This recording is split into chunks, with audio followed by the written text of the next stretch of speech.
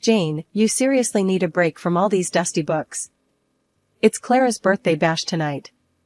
You gotta join us. Liz practically commanded, her voice laced with that mix of concern and exasperation she reserved just for me. I'm Jane, a 34-year-old English literature professor, more comfortable dissecting Shakespeare's sonnets than navigating social gatherings. Fine, Liz. But if it's a snooze fest, I'm holding you responsible, I replied, marking my place in Hamlet with a sigh. That evening, Clara's party was in full swing, a whirl of laughter and clinking glasses. That's where I met Alex. He was the finance guy, his world of stocks and assets as distant from my literary haven as could be. Yet, something clicked, a spark neither of us could deny. Shakespeare, huh? That's pretty highbrow. I'm more about the Wall Street Journal than the Globe Theatre, Alex joked, his smile infectious. I chuckled, the warmth in his eyes softening my usual reserve. Well, perhaps I can show you that literature has its own charms. Might even teach you a thing or two about the human condition, I quipped, finding myself surprisingly at ease. The conversation didn't skip a beat, flowing as smoothly as the evening breeze. Soon, our casual meets turned into late-night talks, and before we knew it, we were inseparable. The idea of us seemed as natural as the turning of pages in one of my books. Meeting Alex's mother, Elaine, was like stepping into a scene from a novel. She exuded warmth and elegance, her demeanor as inviting as the home she welcomed me into. Jane, dear, it's so wonderful to finally meet you. Alex hasn't stopped talking about you. I feel like I know you already, Elaine greeted me, her voice a soothing melody. It's an absolute pleasure to meet you too, Elaine. Alex speaks so highly of you, I responded, genuinely touched by her kindness. The day Alex came to visit my family home was a chapter on its own. The awe in his eyes was unmistakable as he took in the sprawling estate, the tangible proof of my father's success. Your family's place is something else, Jane. Your dad must have a Midas touch with investments, Alex remarked, his voice a mix of admiration and something else I couldn't quite place. He's done well for himself, indeed. The stock exchange has been kind to him, I replied, my pride in my family's achievements shining through. My parents embraced Alex with open arms, his charm and apparent adoration for me sealing his place in their hearts. The stage was set, our roles as the perfect couple cemented. The wedding was a dream, a celebration of love and promises of a shared future. The days following our wedding were supposed to be the happiest of my life. Instead, they turned into a relentless storm of heartache and dread. Dad, the strongest man I knew, was suddenly confined to a hospital bed, his strength waning under the cruel grip of cancer. The hospital's sterile, white walls became our grim reality, the beeping of machines a constant, unwelcome soundtrack. One bleak evening, as the sun dipped below the horizon, casting long shadows across the hospital room, Dad called me over with a feeble gesture. His eyes, once so full of life, now mirrored the fatigue and pain he was enduring. Jane, my darling, he began, his voice barely above a whisper, I need you to be strong. I've made arrangements for you, for after I'm gone. There's an inheritance, $2 million. It's yours, my dear. I want you to have a secure future. I gripped his hand, the cold reality of his words piercing my heart. Dad, please, don't talk like that. You're going to get through this. But before I could absorb the gravity of his revelation, Alex, who had been lingering by the door, stepped forward, his reaction sending a chill down my spine. $2 million, sir? That's quite a fortune. I mean, Jane, we need to think about how to manage this blessing, he said, his tone unsettlingly eager, his gaze not meeting mine. The days turned into an agonizing cycle of hospital visits and silent, tension-filled nights at home. Alex's demeanor had shifted, the man I had fallen in love with seemed consumed by thoughts of the inheritance, his warmth replaced by a cold, calculating distance. One night, as we sat in the dim glow of our living room, the silence between us thick and suffocating, Alex broke the stillness, his words like a cold gust in an already frigid room. Jane, we need to talk about the future, about the inheritance. Think about it, we could really turn our lives around. A luxury home, maybe travel the world. It's time to start planning, don't you think? He urged, his eyes not quite meeting mine. I stared at him, disbelief and anger swirling within me. Planning? My dad is lying in a hospital bed, fighting for his life, and you're here making plans for a future splurge? Is that all you care about, Alex? The money? He recoiled, as if my words were physical blows. No, Jane, you've got it all wrong.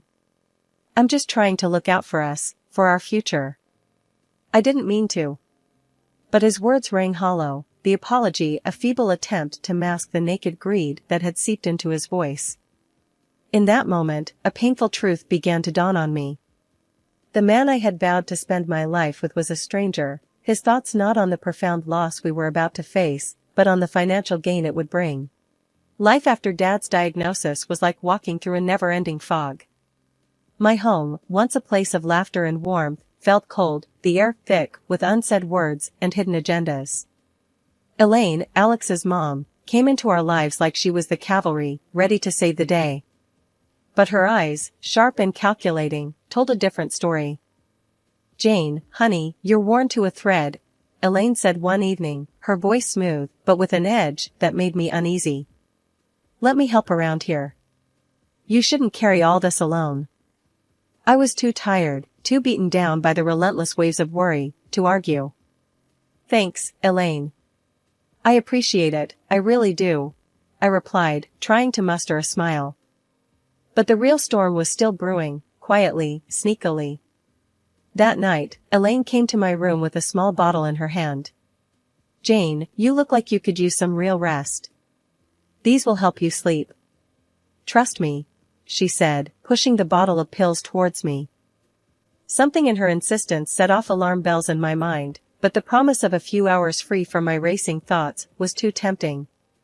All right, I'll give them a try. Thanks, Elaine, I said, though a part of me was screaming to throw the pills away. No sooner had she left than whispers from the living room reached my ears, a low murmur of conspiracy that pulled me out of my bed and towards the door. I cracked it open, the sliver of light from the living room casting long shadows on the floor.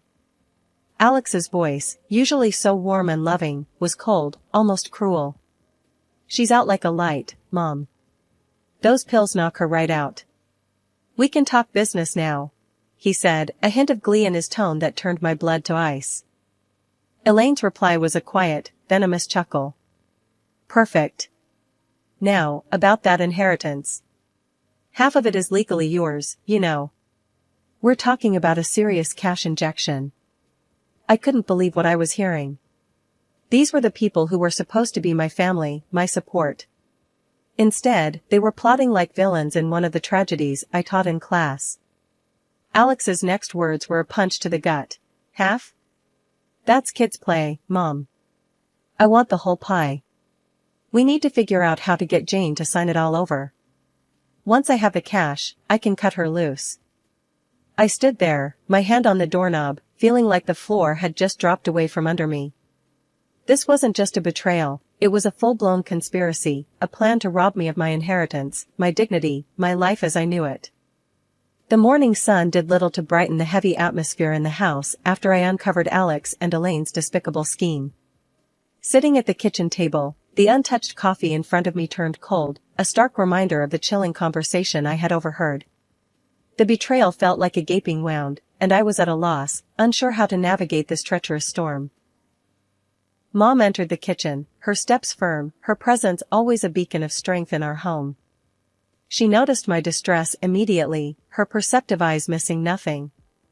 Jane, what's wrong? You're as pale as a ghost. Talk to me, she urged, her voice a blend of concern and command. I hesitated, the weight of betrayal heavy on my tongue. But seeing the unwavering support in her eyes, I found the courage to confess. Mom, it's Alex and Elaine. I overheard them last night. They're plotting, scheming to take Dad's inheritance, and then, they plan to leave me with nothing. The kitchen fell silent, the air thick with tension. Mom's face remained stoic, but her eyes were sharp, a storm brewing in their depths. Is that so? she said calmly, her voice betraying no hint of the rage I knew she must be feeling. Well, they'd picked the wrong family to mess with. We're not pawns in their little game, Jane. We're the ones who'll be calling checkmate. Her words were like a lifeline, pulling me back from the edge of despair. But how, Mom? They've got everything planned out. It's like they've been setting this trap for a long time, I replied, the enormity of the situation threatening to overwhelm me. Mom's smile was thin but determined.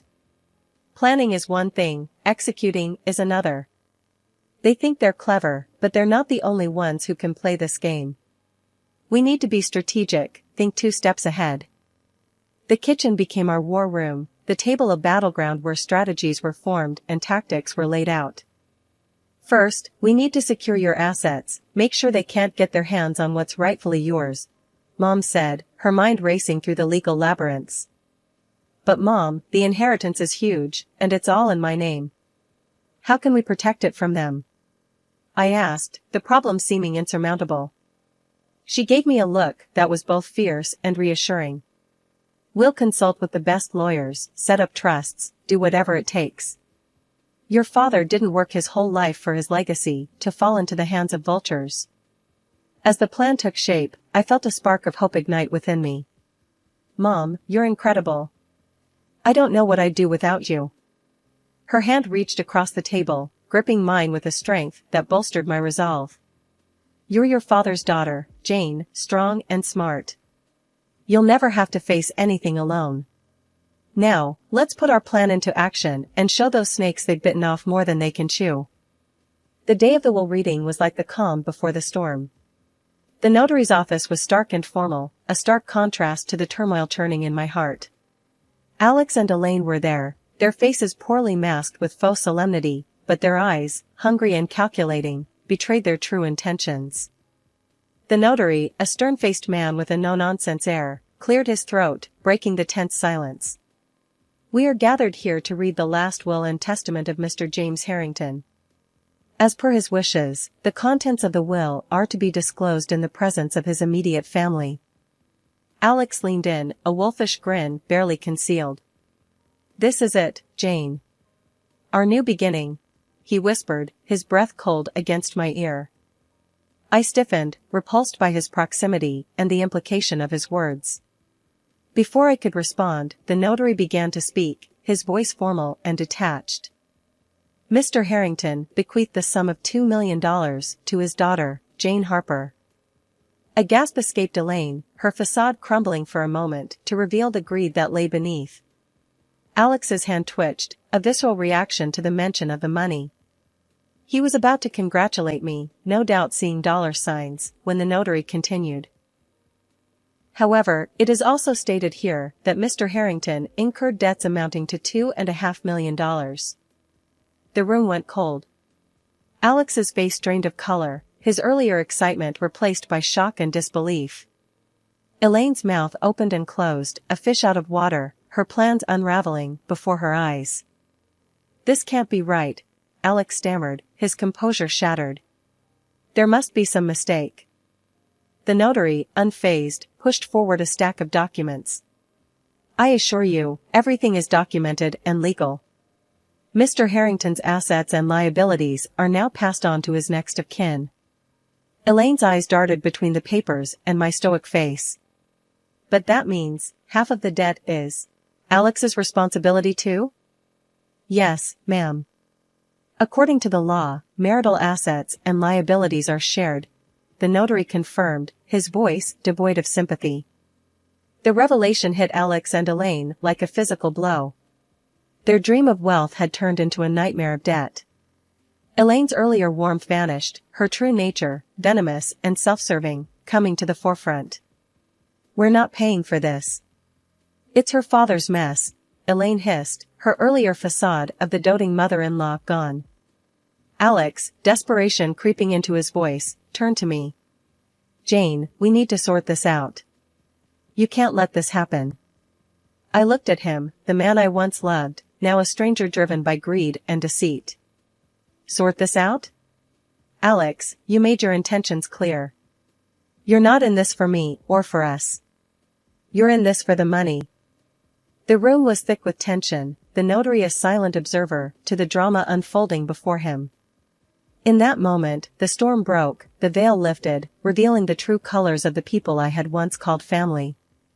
But as I stood there, facing the betrayal and the mountain of debt before me, I knew I wasn't alone. Mom's hand found mine, her grip firm and reassuring.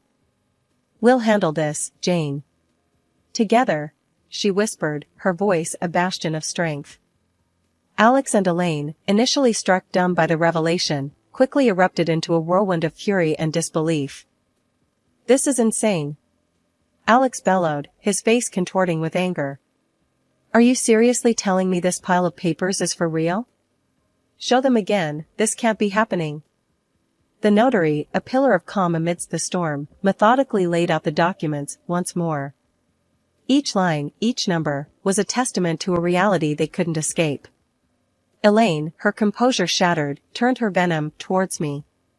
"You knew, didn't you? You and your mother planned this. You're trying to drown us in your family's mess."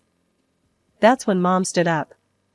Her presence filled the room, a quiet force amidst the chaos.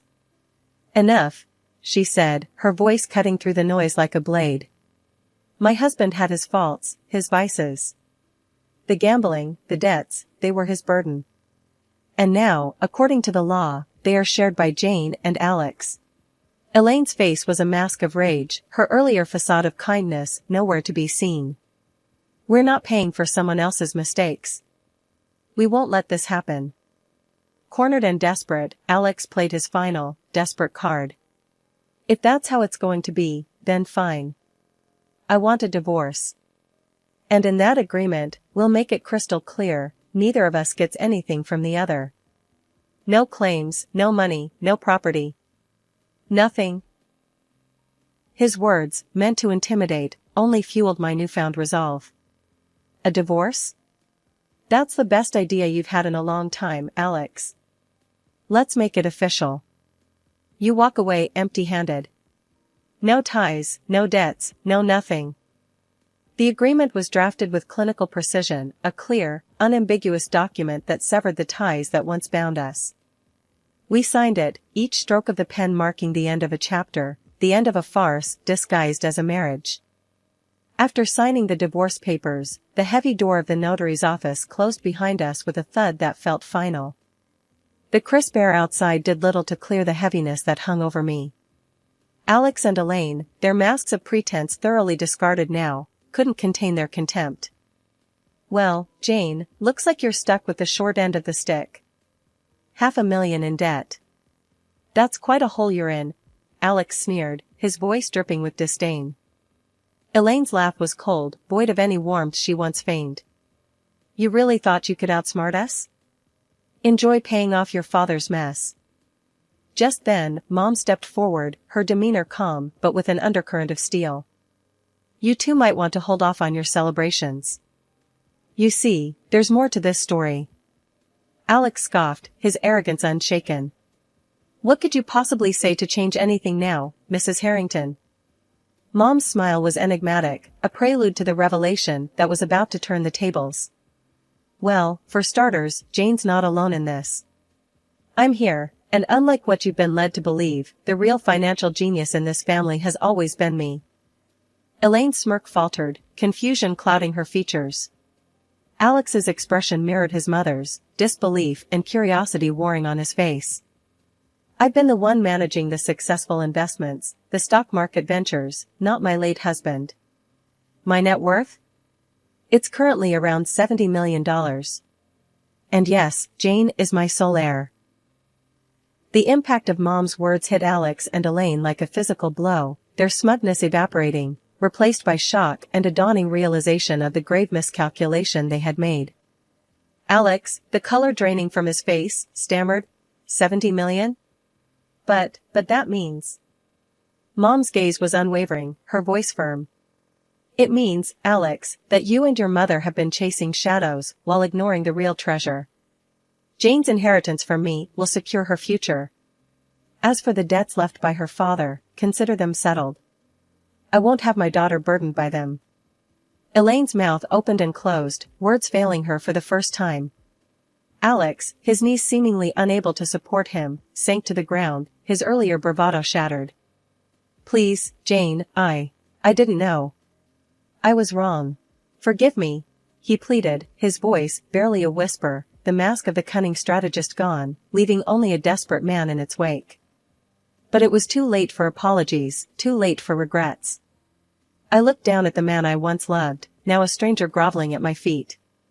Forgiveness is earned, Alex, not begged for. You made your choice, and now you have to live with it. Turning my back on Alex and Elaine, Mom and I walked away, their pleas and protests fading into the background. The last laugh was indeed ours, but it wasn't one of triumph or joy.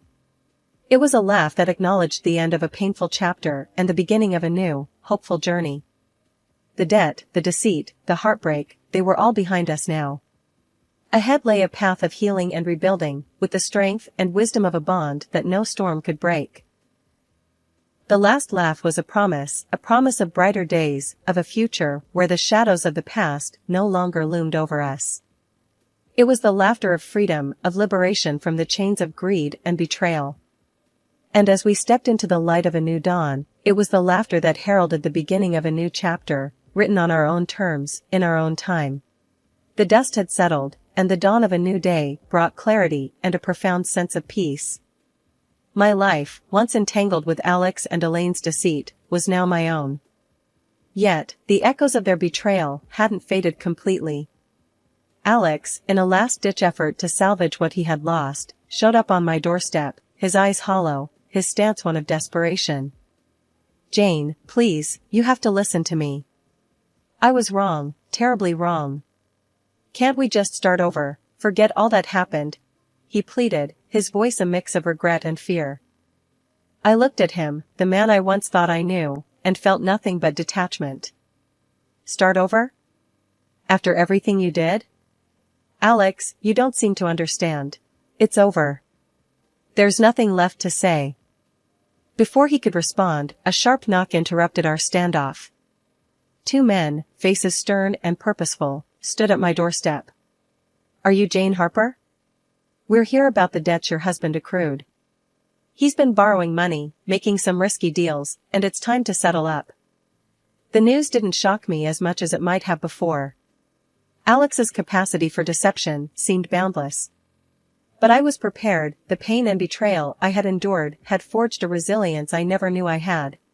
I invited them in, offering a seat but not comfort. I understand this is a difficult situation, but I'm afraid you're knocking on the wrong door.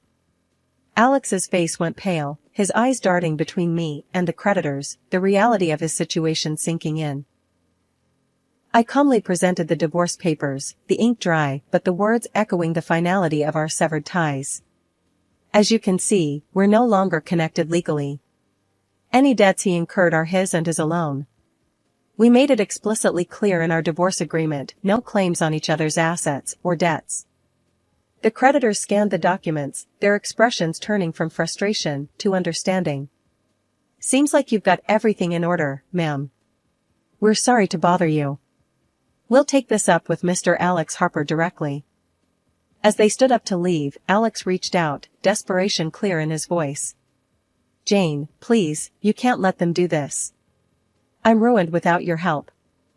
I looked at him, a man drowning in the consequences of his own greed and deceit. Alex, you made your choices. Now you have to live with them. It's time you faced your own storms. With the closing of the door, the chapter of Alex and Elaine finally ended, their presence in my life, nothing more than a harsh lesson learned. The dawn of this new day wasn't just the rising of the sun. It was the rising of a stronger, wiser me, a woman who had weathered the storm and emerged not just intact, but empowered.